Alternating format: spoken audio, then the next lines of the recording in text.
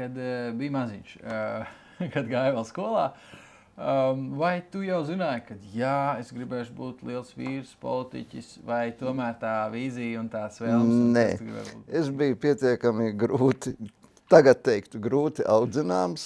Jā, tad skolā, sevišķi kaut kur līdz kādai 9. klasei, varbūt man tur tās arī atzīmes nebija nekādas spīdošās, vai, teiksim, jā, par uzvedību un kārtību nemaz nerunāsim. Jā.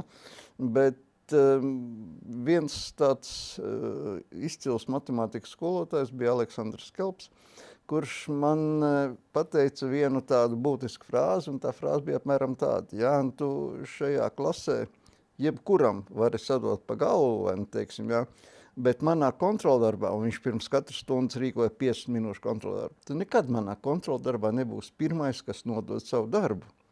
Un pēc 3 mēnešiem es viņa kontroldarbā biju pirmais, teiksim.